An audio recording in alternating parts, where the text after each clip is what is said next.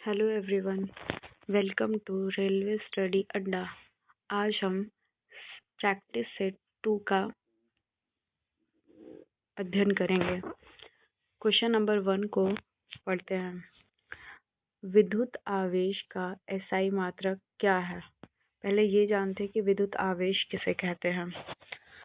पदार्थों को, जब कोई पदार्थ होता है उसको हम परस्पर रगड़ने से जो उसमें आकर्षण का गुण उत्पन्न होता है और उसमें जो वो संचित गुण हुआ उसी को आवेश कहेंगे।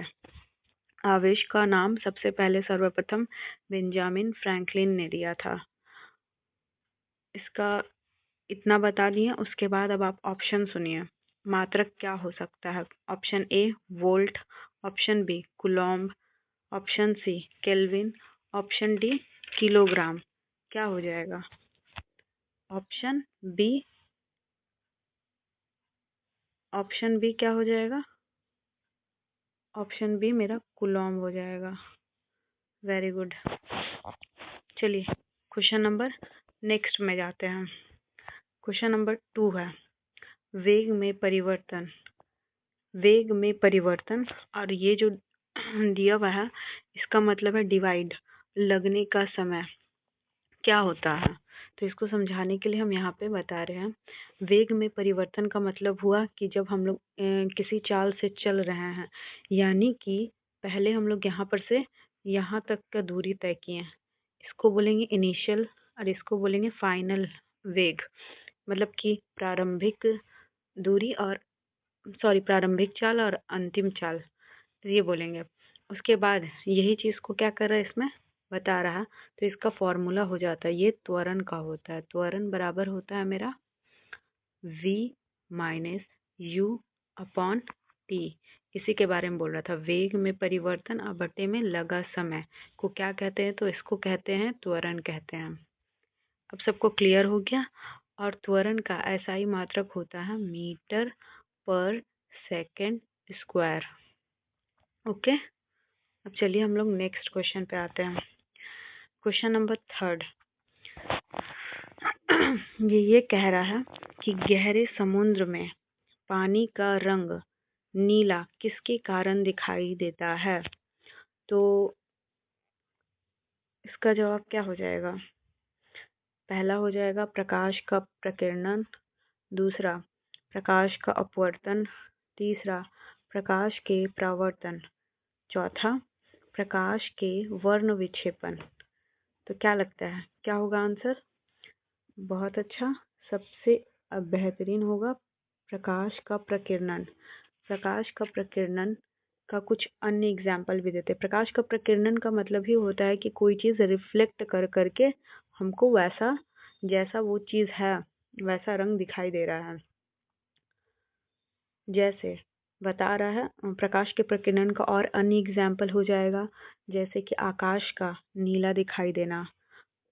और एग्जाम्पल हो जाएगा सूर्य उदय हो रहा है, सूर्यास्त हो रहा है, जो उस समय हम लोगों को कैसा रेड टाइप का एक स्ट्रक्चर दिखाई देता है, वो भी प्रकाश के प्रकीर्णन के कारण ही होता है। फिर और खतरे का जो संकेत लगाया जाता है उसमें जो लाल रंग, वो भी प्रकाश के प्रकीर्णन के कारण ही हम लोग को वैसा दिखाई देता है। चलिए अब हम लोग क्वेश्चन नंबर, आई होप कि सबको अच्छे से समझ में आ रहा हो। अब हम लोग क्वेश्चन नंबर 4 पे मूव करते हैं। क्वेश्चन नंबर 4 बोल रहा है बारिश की बूंदों के माध्यम से सूर्य के प्रकाश के अपवर्तन के कारण एक इंद्रधनुष देखा जाता है। यानी कि जब बारिश होती है तो प्रकाश का, सूर्य का जो प्रकाश है वो एक अपवर्तन कर, मतलब अपवर्तन का मतलब वो एक माध्यम से दूसरे माध्यम में गया। माध्यम से कैसे जा रहा है? जैसे सूर्य का प्रकाश है और हम लोग के जो वातावरण है उसमें वर्षा की छोटी छोटी बूंदें किसी भी रूप में मतलब संचित रहती है। तो जब सूर्य का प्रकाश उस वर्षा की बूंद से टकराती है तो उसके कारण जो बिखराव होता है रंगों का, वही हम लोग को इंद्रधनुष के रूप में दिखाई देता है। तो इसका पूछ रहा है क्वेश्चन, तो इसका ऑप्शन दिया हुआ है पहला सूर्य की रोशनी बहुरंगी होती है, दूसरा वर्षा की बूंदों का अपवर्तनांक 1 होता है, तीसरा, वर्षा की बूंदों का आकार गोलाकार नहीं होता है। चौथा, सूर्य का प्रकाश एक वर्णी होता है। तो आप लोग अच्छे से समझ गए होंगे, जब रंग को क्या कर रहा है, वो बिखेर रहा है, यानी 7 रंग हम लोग को रिफ्लेक्ट करके दिखा रहा है। तो इससे क्या पता चल रहा है कि सूर्य का रोशनी क्या हो जाएगा, बहुरंगी होगा। सूर्य का रोशनी क्या हो जाएगा, बहुरंगी होगा, तभी तो हो पा रहा है। बहुत बढ़िया। चलिए अब हम लोग अगला क्वेश्चन पे चलते हैं। अगला क्वेश्चन पे, क्वेश्चन नंबर 5। क्वेश्चन नंबर 5 में क्या कह रहा है, दो चालक समान दिशा में धारा ले जाने पर क्या करते हैं। पहला ऑप्शन ए है, चालक एक दूसरे को आकर्षित करेंगे, चालकों में प्रतिध्वनि होगी। ऑप्शन सी है कि चालक एक दूसरे को प्रतिकर्षित करेंगे।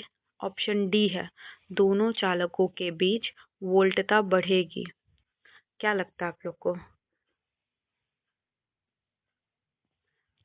अब एक चीज जानिए, दो समान दिशा वाला है। आप लोग कभी चुंबक के बारे में भी जाने होंगे या बचपन में कभी चुंबक को यूज किए होंगे। एक तरफ होता है नॉर्थ पोल, एक तरफ होता है साउथ पोल। और अगर सेम चुंबक को अगर हम लोग इधर ही साइड साउथ, इधर ही साइड नॉर्थ पोल को अगर हम लोग चिपकाने का कोशिश करते हैं, तो क्या आप लोगों ने कभी गौर किया है कि वो आपस में हरगिज मतलब चिपकते ही नहीं है। यानी कि अगर किसी का सेम आवेश रहेगा, मतलब एक ही समान दिशा रहेगी, तो वे लोग एक दूसरे को क्या करेंगे, आकर्षित करेंगे। हाँ, समान दिशा रहने पर क्या करेंगे, आकर्षित करेंगे। बिल्कुल सही, आकर्षित ही करेंगे। क्या हो जाएगा इसका जवाब, क्वेश्चन नंबर मतलब 5 का आंसर ए हो जाएगा। बहुत बढ़िया। अब हम लोग क्वेश्चन नंबर 6 पे मूव करते हैं। ये कल हम किसके बारे में, समानांतर श्रेणी के बारे में बताए थे, और आज हम क्वेश्चन आ गया है इसमें संयोजन, मतलब ये सब एक ही क्रम में है। इसको बताने के लिए पहले हम एक फिगर को क्लियर करना चाहते हैं। ये है मेरा तार, ये रुक जाइए, इसको और बेहतरीन बनाते हैं। ये इस टाइप से, ये जो है प्रतिरोध, फिर दूसरा प्रतिरोध, तीसरा प्रतिरोध, ये इस टाइप से। इसको बोलेंगे R1, इसको बोलेंगे R2, इसको बोलेंगे R3। तो R इक्विवेलेंट बराबर होता है जब ये सीरीज में रहेगा, यानी क्रमागत में रहेगा, क्रम के अनुसार रहेगा, श्रेणी क्रम में रहेगा। और एक होता है समानांतर। समानांतर मतलब वैसी दो लाइन या वैसा दो ये जो आपस में एक दूसरे से मिल नहीं रहा, जबकि ये एक ही लाइन में है। तो R इक्विवेलेंट बराबर हो जाएगा R1 plus R2 plus R3 dot dot dot जो भी है R4 R5 इस टाइप से। तो क्वेश्चन क्या था कि इसमें कितना 10, 15, 30 ओम के प्रतिरोध को लिया गया है। तो इसको हम लोग बना लेंगे वैसे ही करके। R इक्विवेलेंट बराबर क्या हो जाएगा, R1 plus R2 plus R3। कितना दिया हुआ है, 10 प्लस 15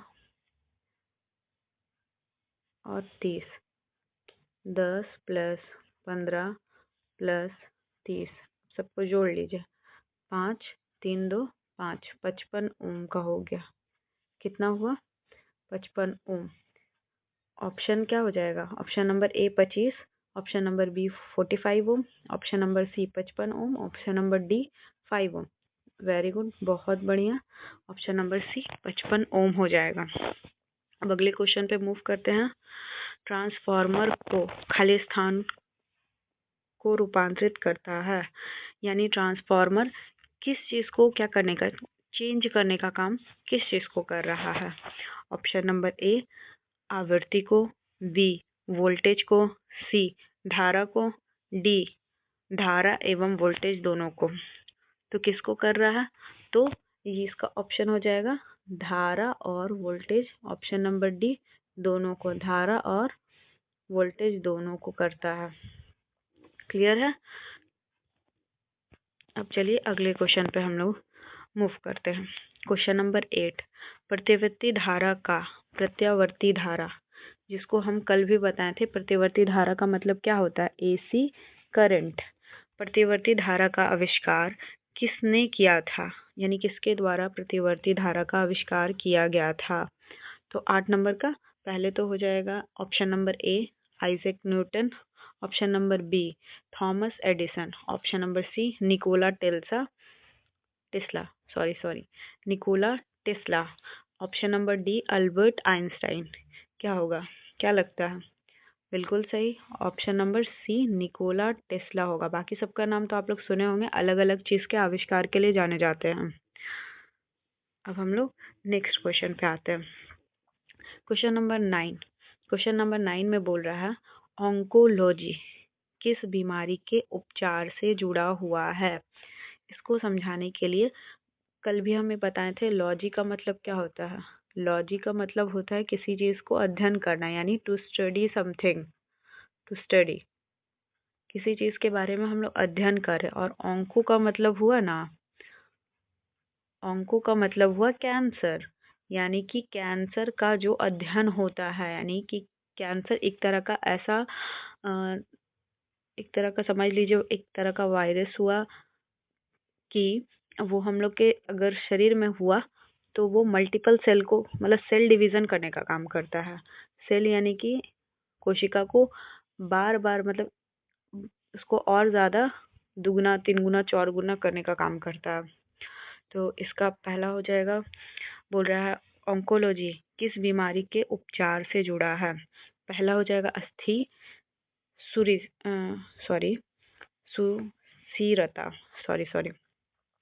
सुषिरता, दूसरा मधुमेह, तीसरा कैंसर, चौथा वृक्क संबंधी विफलता। तो बहुत बढ़िया, इसका आंसर हो जाएगा कैंसर। अभी जस्ट बताएं option number C cancer. Clear है?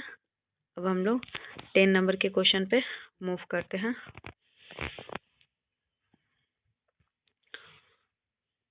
10 नंबर में बोल रहा है निम्नलिखित रोगों में से 9 हो गया ना, हाँ वेरी गुड।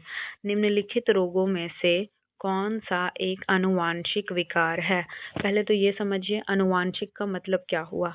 आनुवांशिक विकार यानी आनुवांशिक बीमारी वैसे बीमारी को कहेंगे जो मेरे जन्म से मतलब कि माता पिता के द्वारा, मतलब अगर मेरी माँ को कुछ वैसा बीमारी है या पिता को है तो वो मेरे जीन में वो बीमारी आ जाएगा। उस टाइप की बीमारी को आनुवांशिक बीमारी कहेंगे, यानी पीढ़ी दर पीढ़ी चलने वाला जो बीमारी हो गया वो हो गया आनुवांशिक बीमारी।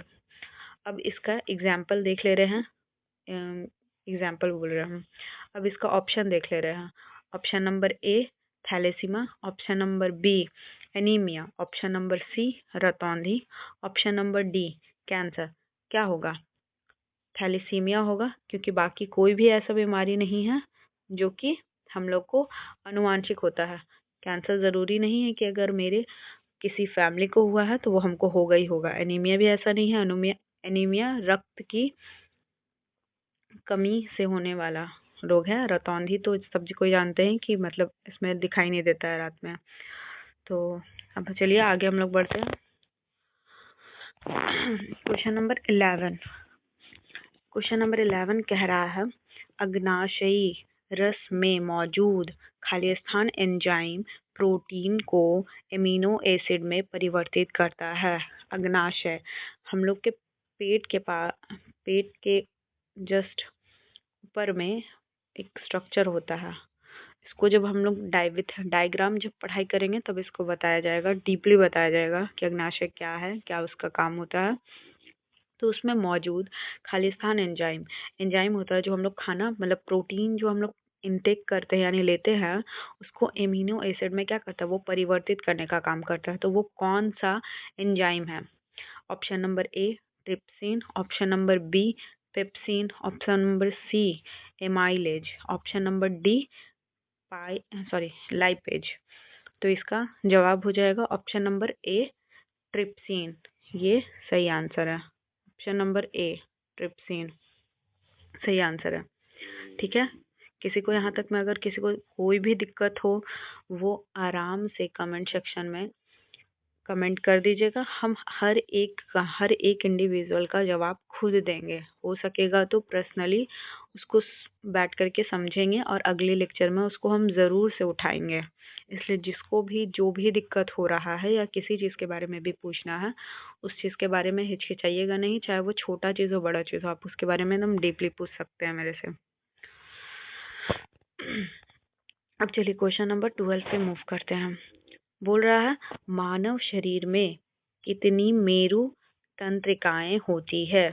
स्पाइनल नर्व, नर्व यानी कि एक तरह का जिसको नस बोलेंगे वो। मानव शरीर में कितनी स्पाइनल नर्व्स होती है? तो इसका हो जाएगा ऑप्शन नंबर ए 31 जोड़ी, ऑप्शन नंबर बी 30 जोड़ी, ऑप्शन नंबर सी 33 जोड़ी, ऑप्शन नंबर डी 32 जोड़ी। क्या हो जाएगा? ऑप्शन नंबर ए 31 जोड़ी होती है। ऑप्शन नंबर ए, सबको थोड़ा रटने वाले ये सब क्वेश्चन है, तो ये सबको थोड़ा याद रखिएगा। बाकी जिसका लॉजिक हो पाएगा उसका लॉजिक हम बहुत बढ़िया से एकदम ईजिली एकदम आपको बताएंगे। और अगर नहीं समझ में आएगा तो हम बोल रहे हैं आप लोग कमेंट सेक्शन में एकदम आराम से बेझिझक पूछ लीजिएगा। अब चलिए हम लोग 13 पे मूव करते हैं।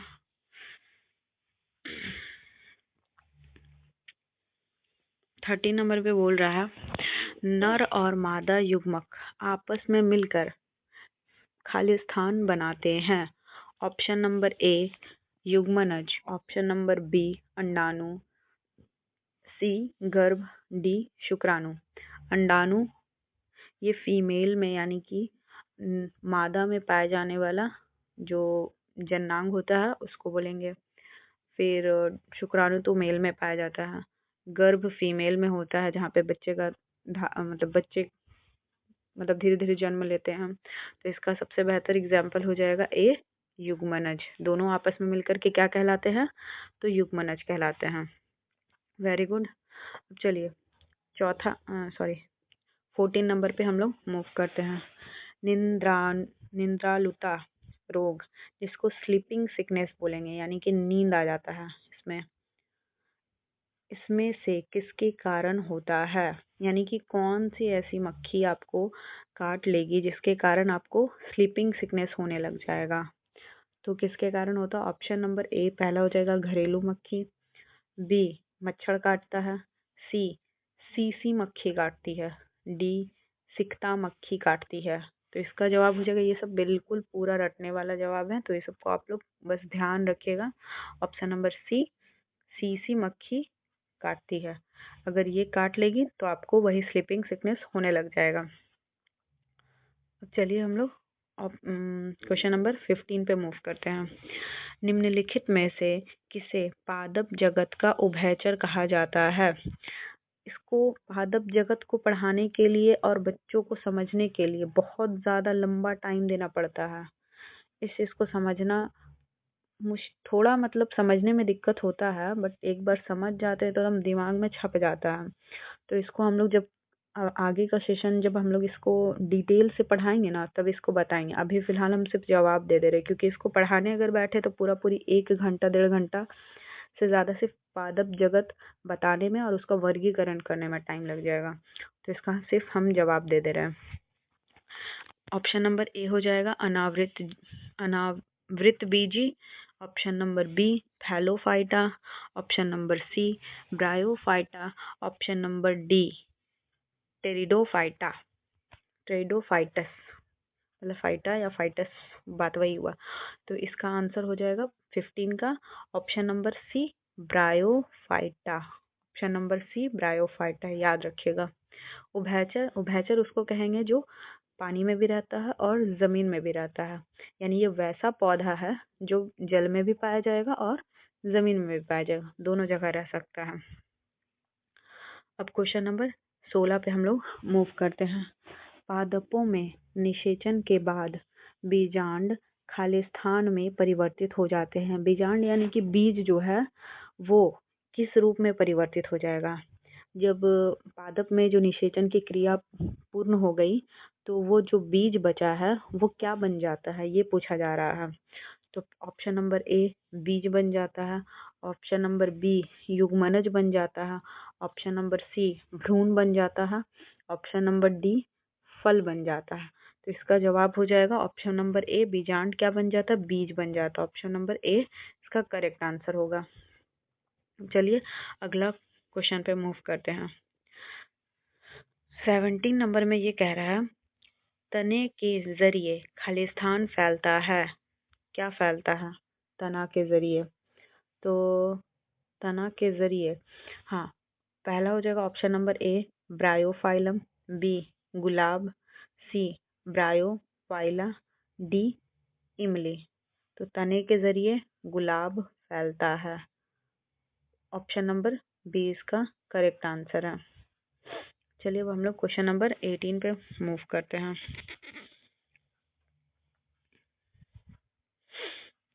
ग्लूकोमीटर के बारे में निम्नलिखित में से कौन सा कथन सही है? ग्लूकोमीटर क्या है, ये पूछ रहा है कि क्या है ये, क्या सही है इसके लिए। तो ये एक तरह का ग्लूकोमीटर, एक तरह का ये एक चिकित्सा उपकरण है। मतलब ऑप्शन पढ़ रहे हैं हम। ऑप्शन नंबर ए यह चिकित्सा उपकरण है, यह एक गैर चिकित्सक उपकरण है, इसका उपयोग हवा में ऑक्सीजन के स्तर को नापने के लिए किया जाता है, इसका उपयोग हवा में नाइट्रोजन के स्तर को मापने के लिए किया जाता है। तो इसका सही जवाब हो जाएगा ऑप्शन नंबर ए, यानी इसका उपयोग हम लोग या चिकित्सा के उपकरण में इसका उपयोग करते हैं, यानी ऑप्शन नंबर ए इसका बिल्कुल सही आंसर है। अब 19 नंबर में पढ़िए। 19 नंबर में बोल रहा है फिल इन द ब्लैंक्स इन खालिस्तान में विसरण अत्यधिक तीव्रता से होता है। विसरण को समझाने के लिए हम यहाँ पे एक एग्जाम्पल देना चाहते हैं। विसरण कहते किसको है? पहले विसरण जानिए कहते किसको है। मान लीजिए कि कोई एक ऐसा, हम अगरबत्ती जला दिए, ठीक है, यहाँ पर एक अगरबत्ती जलाए हैं और इसमें से क्या निकल रहा है? धुआं निकल रहा है, इसमें से धुआं निकल रहा है, ठीक है। तो जहाँ पर धुआं निकल रहा है वहाँ पर धुआं क्या रहेगा? डेंस रहेगा, यानी इसकी सांद्रता, यानी कि यहाँ पर जो धुआं का अगर देखिएगा तो वो बहुत ज़्यादा क्या रहेगा? सांद्र रहेगा, यानी गाढ़ा वहाँ पे ज़्यादा मात्रा में पाया जाएगा। फिर जैसे जैसे वो फैलते जाएगा तो उसका मात्रा कम हो जाएगा, यानी कि किसी ऐसे मतलब गैस के अणु का अधिक सांद्रता से कम सांद्रता की ओर जाना ही कहलाता है विसरण। अब सबको आई होप कि क्लियर हो गया होगा। अगर जिसको क्लियर नहीं हुआ होगा वो मेरे से कमेंट में पूछ सकते हैं, हम उसका जवाब दे देंगे। तो कह रहा है खालिस्तान में विसरण अत्यधिक तीव्रता से होगा, तो इसका जवाब दीजिए। ऑप्शन नंबर ए ठोस में, ऑप्शन नंबर बी द्रवों में, ऑप्शन नंबर सी गैसों में, ऑप्शन नंबर डी प्लाज्मा में। तो किस में होगा? ऑप्शन नंबर सी गैसों में। ऑप्शन सी अभी जस्ट बताएं सबसे अधिक, क्योंकि गैस ही एक ऐसा, उसका अणु बहुत एक दूसरे से फैला हुआ रहता है ना। कल भी बताए थे उसके अणु बहुत दूर दूर होते पार्टिकल, तो वो आसानी से क्या हो जाता है? फैल जाता है, विस्तृत आसानी से हो जाता है। अब क्वेश्चन नंबर 20 में बोल रहा है कि CO2 के 10 मोल्स का द्रव्यमान कितना होता है। पहले तो CO2 का हम लोग को द्रव्यमान निकालना पड़ेगा, तो यहाँ पे निकालेंगे CO2 यानी कार्बन डाइऑक्साइड का द्रव्यमान निकालना है। कार्बन का पहले कितना होता है? परमाणु संख्या 6 होता है और द्रव्यमान संख्या कितना होता है? 12। ऐड करना है, किसको ऐड करना है? ऑक्सीजन का फिर निकालना। ऑक्सीजन का कितना होता है? 8 परमाणु संख्या, और द्रव्यमान संख्या क्या हो गया? 16। तो 16 गुना 2 कितना हो गया? 12 प्लस 32 कितना हो जाएगा? 12 प्लस 32 44। और कितना अणु का बोल रहा था? 10 मोल का बोल रहा था, गुने 10, तो कितना हो जाएगा टोटल कार्बन डाइऑक्साइड के 10 मोल का? 440। क्या ऑप्शन में है? ऑप्शन नंबर ए 280 दिया हुआ है, बी 440 दिया हुआ है, सी 44, डी 220। अब अगर किसी को दिक्कत रहेगा तो वो पूछ लेगा, नहीं ऑप्शन नंबर बी इसका करेक्ट आंसर है, ऑप्शन नंबर डी। अब चलिए हम लोग क्वेश्चन नंबर 21 पे मूव करते हैं। बोल रहा है सभी तत्वों के सापेक्ष परम आणविक द्रव्यमान खाली स्थान के एक परमाणु के संबंध में पाए जाते हैं। इसको समझाने के लिए हमको लग रहा है मेरा पूरा बहुत ज़्यादा मेहनत लगने वाला है, तो अगर जिसको समझ में आए ठीक है, नहीं तो फिर इसके जैसा अगला कोई प्रश्न आएगा उसको हम और अच्छे तरीके से समझाएंगे। तत्वों का सापेक्ष परम आणविक द्रव्यमान जो होता है ना, परम आणविक द्रव्यमान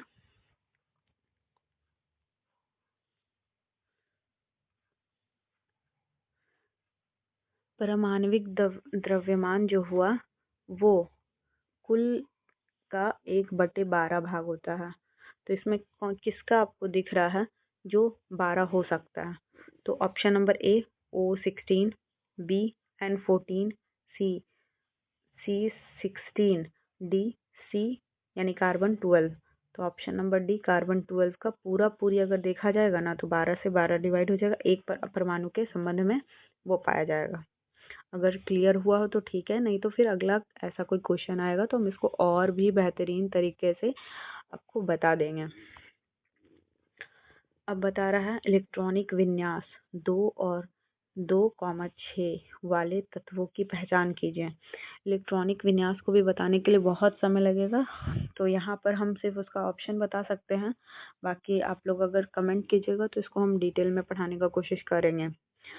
option number A nitrogen, option number B oxygen, option number C chlorine, option number D bromine. तो इसका जवाब हो जाएगा ऑप्शन नंबर क्या हो जाएगा, 2 और 6 है। ऑप्शन नंबर क्या हो जाएगा, बी ऑक्सीजन। बी ऑक्सीजन इसका सही जवाब है। इलेक्ट्रॉनिक विन्यास 2, 6 यानी कि जिसके लिखने का थोड़ा बहुत हम बता सकते हैं कि लिखने का तरीका होता है, जैसे आप लोग को पता ही होगा या 10 में पढ़े होंगे, जो सही तरीके से पढ़े होंगे उनको पता होगा 1s2 2s2 2p6 इस टाइप से करके लिखते हैं। 1s2 sorry 1s2 2s2 2p6 इस टाइप से करके हम लोग लिखते हैं, तो उसी के थ्रू हम लोग पता करते हैं। अब चलिए हम लोग क्वेश्चन नंबर 23 पर मूव करते हैं।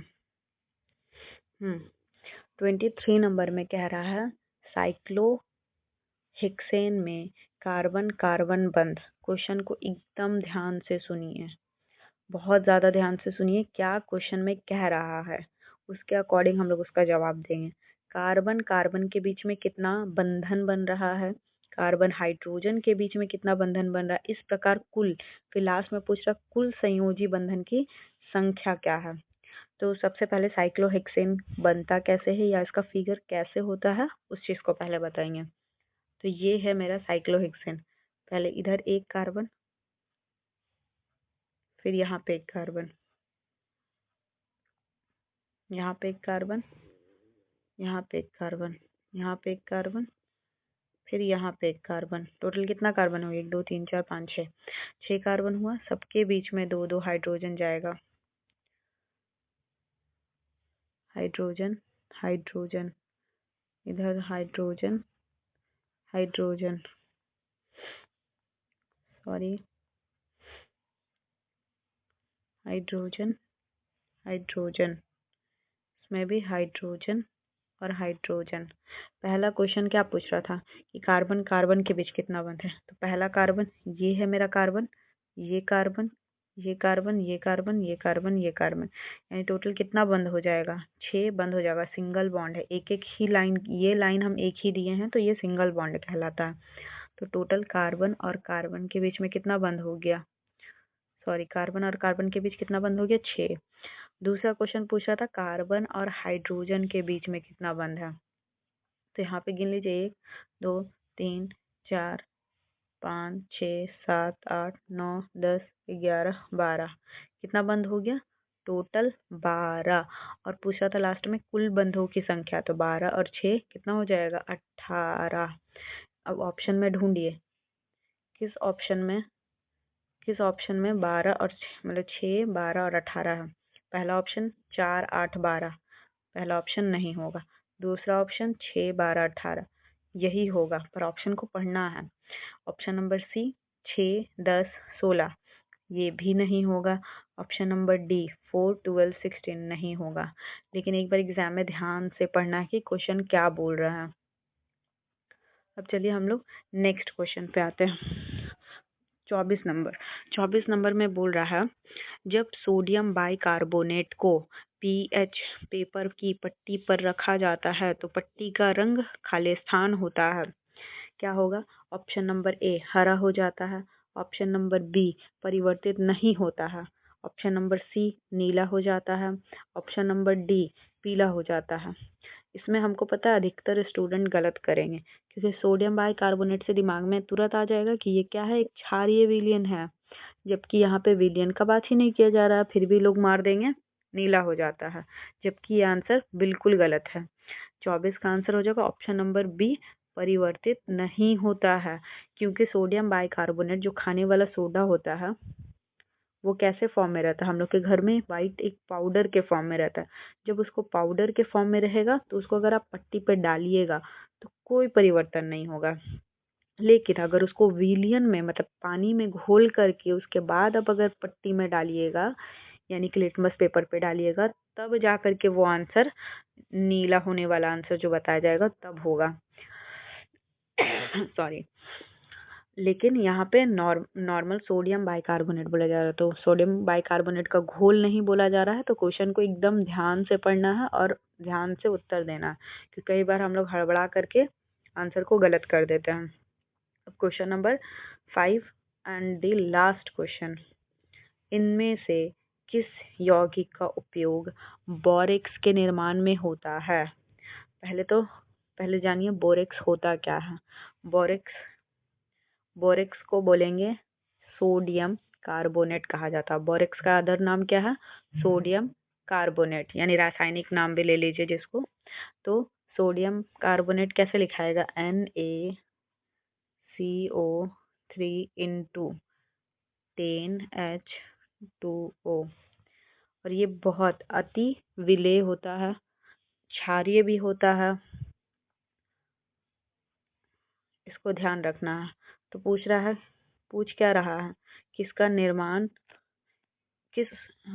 इनमें से किस यौगिक का उपयोग बोरेक्स के निर्माण में किया जाता है?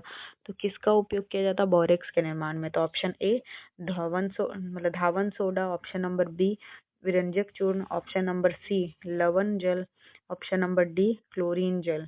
तो इसका सही उत्तर हो जाएगा ऑप्शन नंबर ए धावन सोडा का उपयोग बोरेक्स के निर्माण में किया जाता है। अब अगर आप लोगों को अच्छे से क्लियर हो गया है तो बहुत अच्छी बात है। क्लियर नहीं हुआ है तो आप कमेंट सेक्शन में मेरे से पूछ सकते हैं। और इस वीडियो को लाइक कीजिए, सब्सक्राइब कीजिए, चैनल को सब्सक्राइब कीजिए और ज़्यादा से ज़्यादा अपने दोस्तों को शेयर कीजिए और हम लोग को थोड़ा सपोर्ट कीजिए। Thank you.